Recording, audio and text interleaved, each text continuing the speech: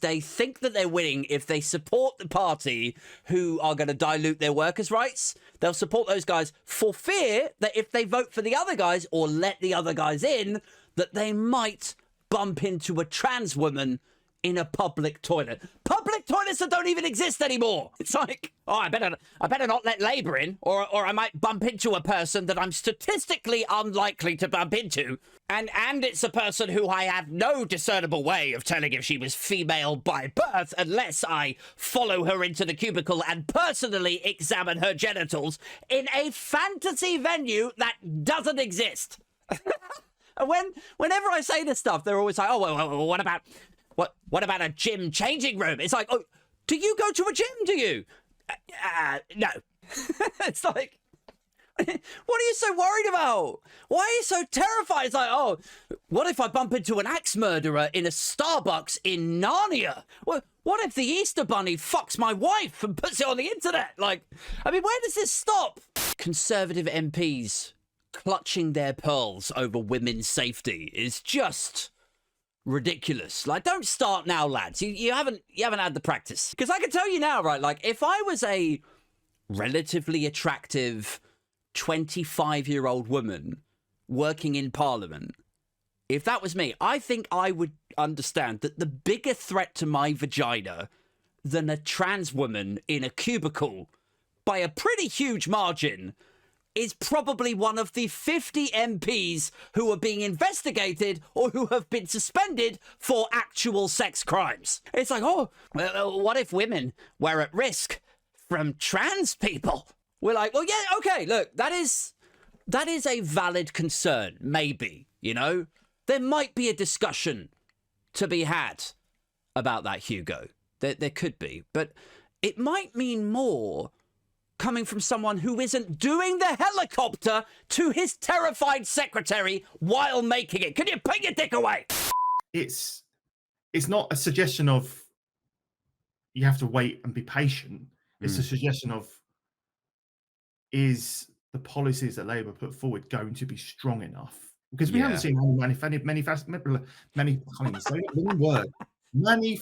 manifesto. Yeah. So, the way you said it sounded like an Italian waiter. Like, we haven't seen manifesto. Manifesto. Where's that Manny guy gone? First up to the Daily Express this morning. Has the PM opened door to an amazing Boris comeback? I don't think I've ever read a headline where the editor is kind of ejaculating in print before, but this is... Oh my God! Have you heard? Don't shout it. Don't shout it. Just whisper it.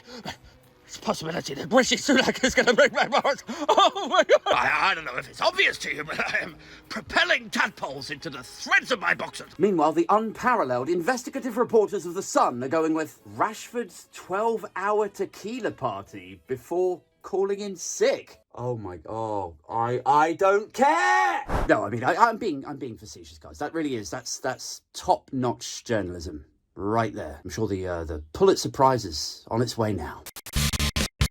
In America too, they are also gearing up for what exactly? Another ridiculous display of haphazard coups and vote count disruptions. And I mean, think back to the last two elections over there, right?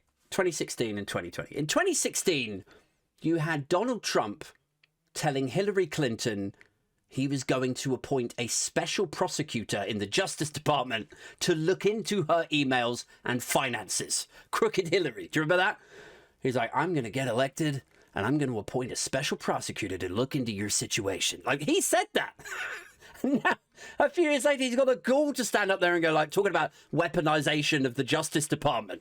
So yeah, 2016, that was. Then you had the 2021, where his QAnon disciples treated the Capitol building like they were drunk 7-year-olds at the adventure playground, right? And now it's 2024. It's the third one in a row, right? The third terrible election over there. And I don't want to say it's definitely going to be a murderous, dictatory collapse of democracy, you know, with probable bloodshed. Probably there's going to be political dissidents and journalists and activists thrown in jail from where it's headed, you know, maybe even before, I don't know. I don't know how much longer the creaking mess of democracy that America is can last. It may not even make it to the election. I still wake up every day amazed that the spark hasn't happened yet, you know, to explode America into the civil war that it so desperately, obviously wants to descend into. But yeah, like, I want to say it's definitely gonna be awful, but, you know, like I say, this is the third one, and sequels are usually shitter than the original, and then the third one, if we're talking about a trilogy, the third one is always, like, without question, the worst every single time. So how are you going to watch Batman Forever and Beverly Hills Cop 3 and tell me this election is going to be a step up?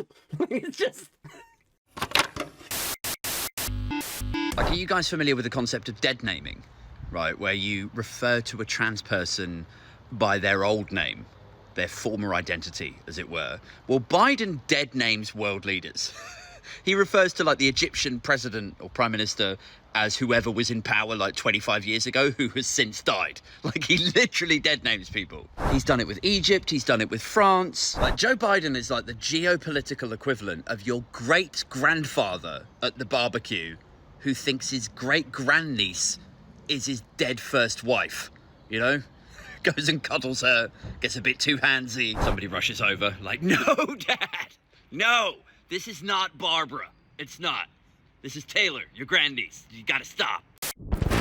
Good morning, my neighbors! Finally to The Guardian. Badenoch and Gove on Tory group evil plotters. This is a story that Kemi Badenoch, after saying on the Sunday morning breakfast shows, look, we've all got to rein it in, we've got to unite, we've got to come together, stop the plotting. Now it turns out she's on a WhatsApp group with a bunch of other Tory MPs, and the name of the WhatsApp group is Evil Plotters. The best thing about it was that as this story broke last night, like, all of the reactions in the Twitter sphere, if you like, they were like, oh, I guess you lefties don't get irony. I think it's pretty obvious it's a joke. Like, they're making jokes out of the fact that there was, like, plotters and stuff, which would be fine if the WhatsApp group was set up since Sunday, because that's when all that stuff happened. But this WhatsApp group has existed for months. Oh, I guess you lefties don't get irony, do you? I am a fan of irony, and I know that there are some people out there who find it a little bit complex to understand that something means the opposite of what it appears to, or that it's self-referential in some way. But I'm going to say that 99.9% of time, I am able to decipher and appreciate the irony. However, I do confess, sometimes I do struggle with the complexities when the irony is like this, and it's like time-traveling, self-referential, meta levels deep irony. I mean, to believe that this was irony, you'd have to be like, okay, so they literally said to themselves, let's call ourselves evil plotters, because then in the future, when we're not plotting, but we inexplicably get accused of plotting, then we'll have a months-old joke to look back on and laugh at. And I have to say, I'm impressed by that. That is, you know, I'm a big fan of, like, in-jokes, running jokes, memes, and so on. And if that is truly what happened here, then just